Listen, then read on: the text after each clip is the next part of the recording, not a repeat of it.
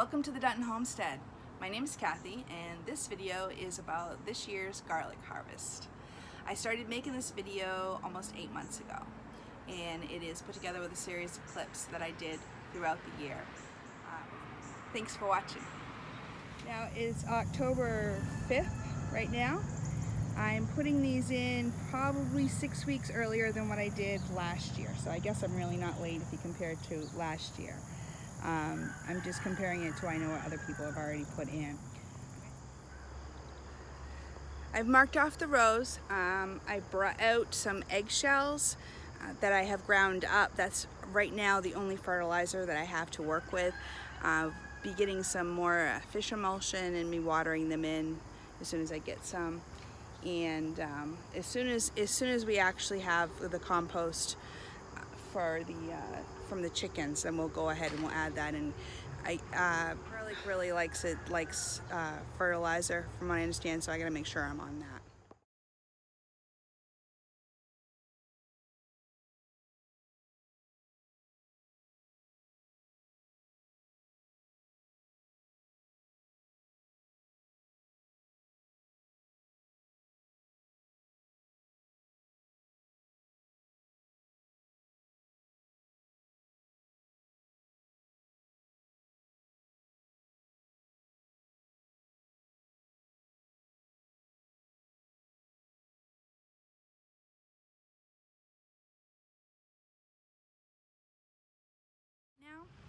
Today's project that I have to get done is I am going to harvest the garlic, which we planted the beginning of October. I believe it was the first week of October, and then get it ready to start curing.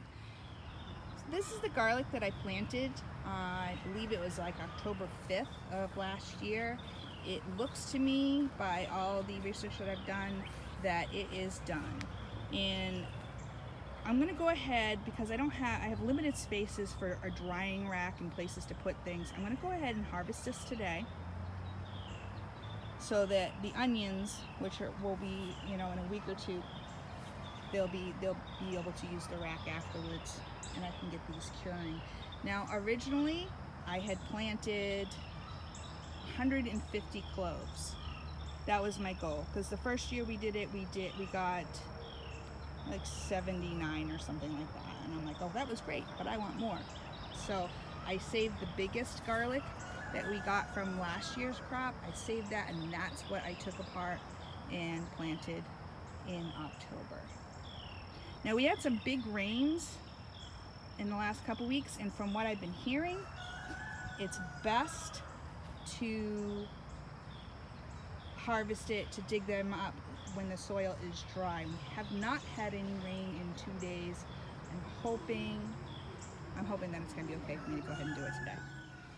One of the things that I really like about gardening is it's a challenge. It's almost an adventure, maybe even like a gamble. You start off with the way God intended things, but you could be working against adverse conditions.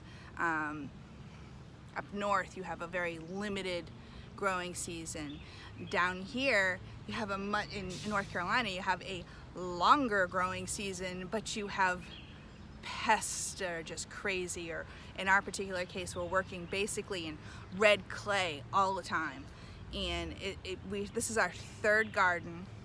Yeah, it's our third garden here, and we're amending the soil, and it's getting better, but sometimes it's just like when you're pulling weeds, it's like pulling weeds out of bricks. It's just literally, because it's clay.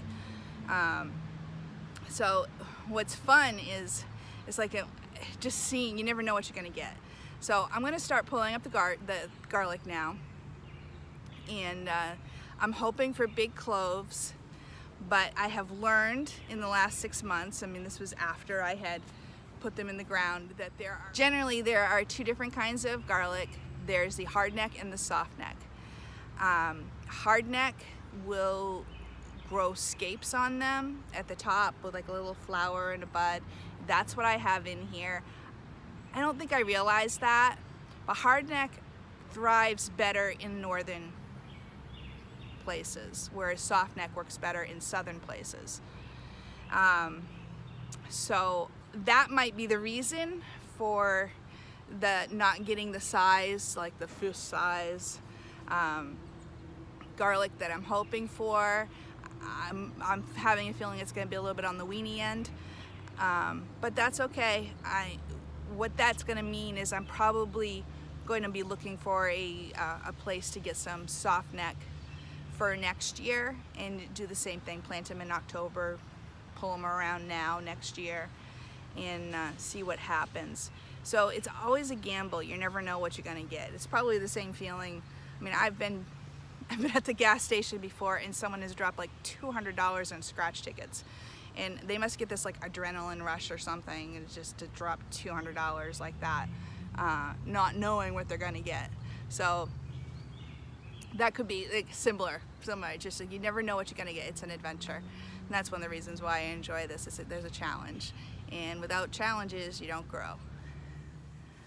I just want to add that there are parts where this garlic is that has not been weeded properly for the last 7-8 months, and the thought of reaching my hand in there terrifies me, because I ran into that snake when I was weeding the other day.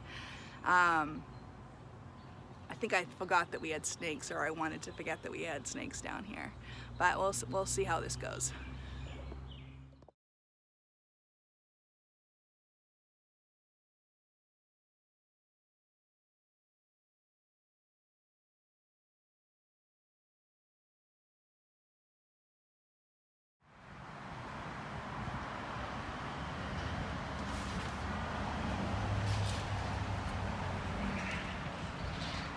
It's been a little over a week since I harvested the garlic, and I think I probably was supposed to brush all the loose dirt off a few days ago. I didn't have time, so I'm going to do that today, get it back on the rack for to dry for another week, and then I should be able to snip off the remaining stems and put it away for storage. I went ahead this past week and got a pre-order in for soft neck garlics to plant next year. So this harvest is completely free because it was from what I had grown last year, which obviously I found out is hard neck. And I know this because they were growing garlic scapes.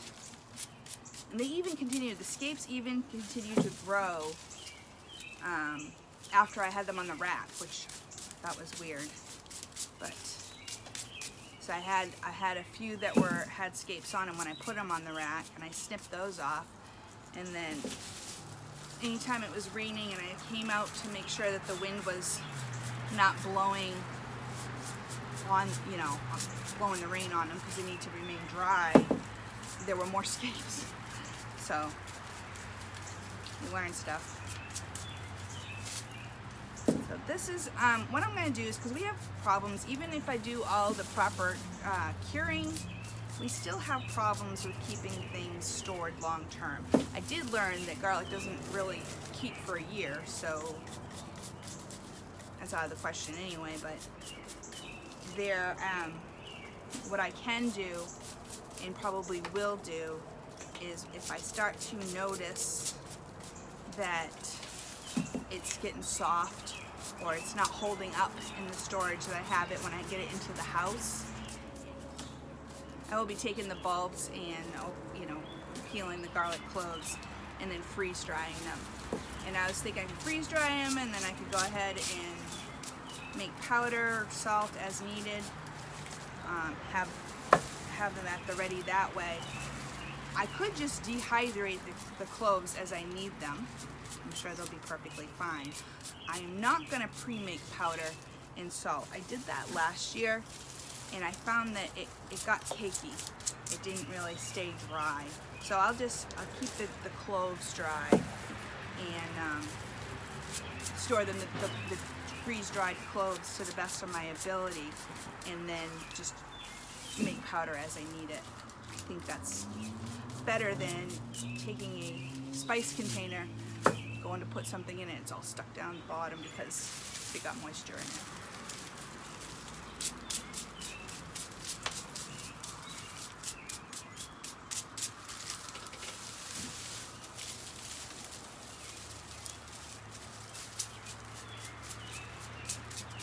next week when I finish this up and get them into storage, I am going to weigh them just to see how much I actually got from this harvest.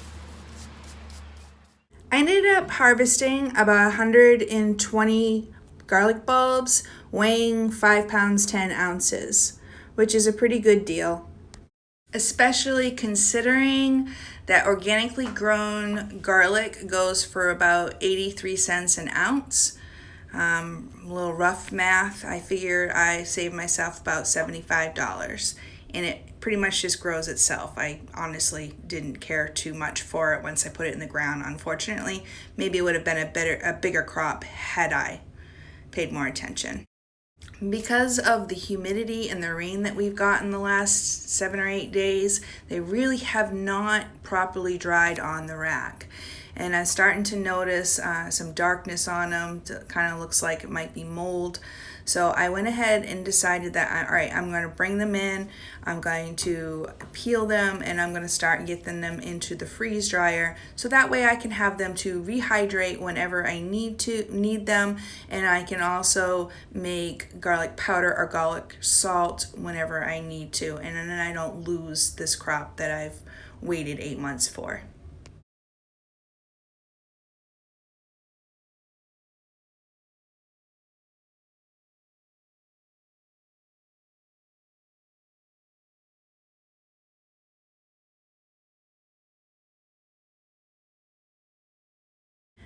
I went ahead and peeled a half a tray's worth of the garlic cloves, and they are on a freeze-dried tray with some calendula flowers, and the other trays have zucchini on them. This harvest cost me nothing because the cloves that I planted in the fall were cloves from the garlic that I harvested the year before. So either way, I've saved money going forward, at least for the next several months, if not the entire year, on having to buy garlic.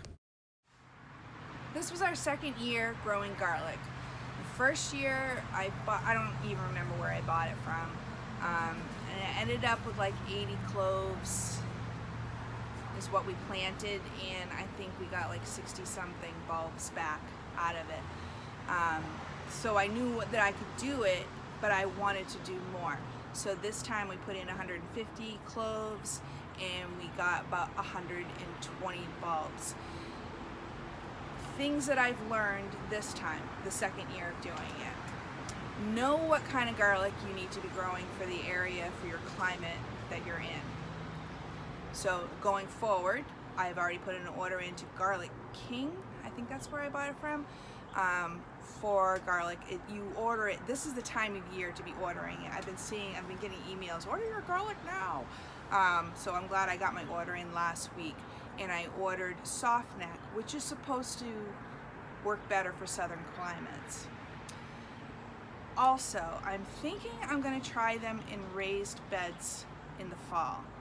I want to plant a lot. I want to plant all that I got, and I want to be able to have proper spacing, but if I can pull it off, I'd like to do it in a raised bed, because anytime I try to do anything that grows underground, whether it's garlic or potatoes, carrots, it doesn't seem to grow to its full potential because of all the clay. It's just so hard, and at least if I do it in a raised bed, I can control how hard, firm the soil is. So I think that next year will be better than this year. I think we learn something. Every time we do something, we learn something. What's new in your garden this year? What is going better for you this year than the past years?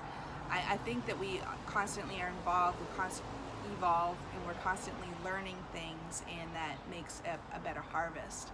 So looking forward to next year's garlic crop, and to have the right kind for my climate, and maybe I can improve the soil conditions for which it is growing in.